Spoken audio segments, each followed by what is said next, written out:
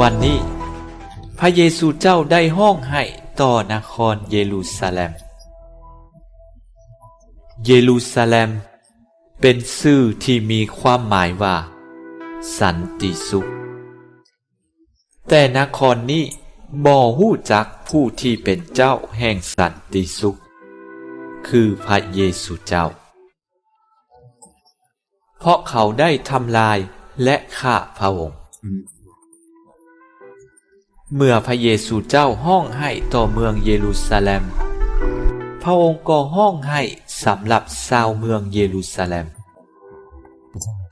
และเมื่อพระองค์ห้องให้ย้อนชาวเมืองเยรูซาเล็มที่บ่ฮู้จักพระองค์